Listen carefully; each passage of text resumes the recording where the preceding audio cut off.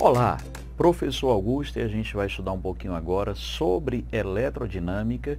A gente vai estudar um pouquinho sobre associação de resistores. Ora, quando eu tenho meus resistores, eu posso associá-los em série ou posso associá-los em paralelo. Na hora que a gente tem uma associação em série, o que é que acontece? Eu vou ter apenas um caminho para a corrente elétrica. Então, vou ter aqui o meu geradorzinho, vou botar minha corrente no sentido convencional. Veja só, a corrente vai ter que passar por aqui, só existe esse caminho. Então, essa corrente vai passar pelo primeiro resistor. Essa mesma corrente vai passar pelo segundo resistor, só existe um caminho para ela ser percorrida, e a corrente não pode ser destruída, evidentemente. E essa corrente vai passar pelo nosso terceiro resistor, e aí volta para o nosso gerador. Então eu tenho um único caminho para a corrente passar, eu não tenho a presença de nós. Nesse caso, eu vou te dizer que essa resistência está em série. Cuidado no detalhe, não há necessidade de eu deixar todos os resistores em sequência. Eu poderia, por exemplo, colocar nesse meu circuito aqui um resistor 4.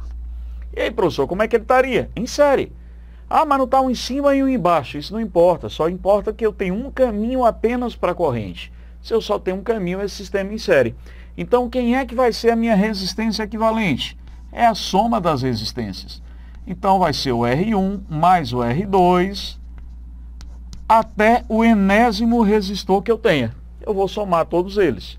Só se eles tiverem o mesmo valor, então vai ser N vezes o valor da resistência. Ora, esses resistores são percorridos pela mesma corrente elétrica. Então, a corrente equivalente que eu vou ter aqui é igual à corrente do primeiro resistor, é igual à corrente do segundo, vai ser igual à corrente do meu enésimo resistor. E a diferença de potencial? Ora, diferença de potencial, cada um vai dissipar um pouco de energia. Então, a minha DDP vai ser a DDP1 mais a 2 mais a DDP do meu enésimo resistor. Lembra aqui de um detalhezinho. O resistor que vai ter a maior DDP vai ser exatamente o de maior resistência. Por quê, professor? Lembra que o RI, se todo mundo é percorrido pela mesma corrente, quem apresentar maior resistência vai ter a maior DDP. Professor, e a potência dissipada? É a soma de todas as potências que eu tenho aqui. Porém, tem um detalhe aqui. Lembra que eu posso dizer que potência é RI ao quadrado. O I é igual para todo mundo. Então, a diferença vai estar quem? Na resistência. Aquele resistor que tiver maior resistência apresentará a maior potência dissipada. E se eu tiver uma associação, professor, em paralelo? Ora, eu vou ter aqui a minha diferença de potencial e eu vou jogar aqui para você uma corrente. Essa corrente vem aqui no circuito, mas quando chega aqui eu tenho a presença de um nó. Que é isso? Ponto de divisão de correntes. Então, se eu tiver um resistor 1, um resistor 2 e um resistor 3, eu vou ter essa corrente aqui passando parte dela pelo resistor 1, parte pelo resistor 2, parte pelo resistor 3. E lembra que essa corrente é inversamente proporcional à resistência. O maior resistor irá receber a menor corrente. O menor resistor irá receber a maior corrente. Nesse caso aqui, a resistência equivalente faz a diminuir. Então, eu vou te dizer que eu vou ter 1 sobre R1, mais 1 sobre R2, mais 1 sobre R do meu enésimo resistor. Corrente. Cada um vai receber uma parcela da corrente. Então, eu vou ter corrente 1, mais corrente 2, mais a corrente do meu enésimo resistor. Porém, todo mundo está ligado na mesma tensão. Então, a diferença de potencial do primeiro resistor é igual à do segundo, que vai ser igual do meu enésimo resistor. Nesse caso agora, quando eu tiver uma associação em paralelo, potência vai ser a soma de todas as potências, Porém, na hora de pensar na potência dissipada, eu vou pensar na relação que potência é U ao quadrado sobre R. Professor, por que que aqui em série eu pensei em R I ao quadrado? Porque o I é constante, a potência vai ser diretamente proporcional à resistência. Em paralelo, quem é constante é a DDP. Então, a potência vai ser inversamente proporcional à resistência.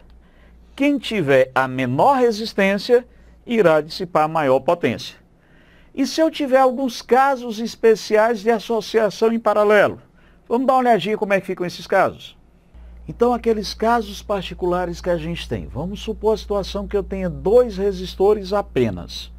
Se eu tenho 2 resistores apenas em paralelo, ou se eu tiver mais resistores, se eu observar apenas 2 de cada vez, pegar de 2 em 2, eu vou te dizer que essa resistência em paralelo pode ser o produto dividido pela soma. Então, eu vou ter R1 vezes R2 por R1 mais R2. Professor, eu posso fazer que 1 sobre a resistência em paralelo vai ser 1 sobre R1 mais 1 sobre R2? Pode sim. Você pode pegar a formulazinha normal e pegar só 2 parcelas dela, mas se eu resolver aqui o MMC, eu vou chegar nessa de cima, é a mesma fórmula. Então eu faço produto pela soma. Mas tem uma dicasinha também se você for aquela pessoa de fazer cálculo de cabeça mais rápido.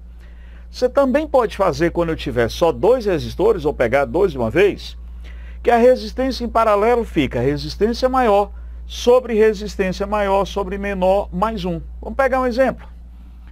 Suponha que o nosso R1 seja 6 ohms e o nosso R2 seja 3. 6 vezes 3, 18, por 6 mais 3, 9, 2.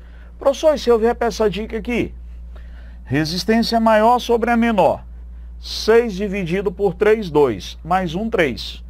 Quem é a resistência maior? 6. 6 por 3, 2. É uma outra maneira de você fazer esse cálculo.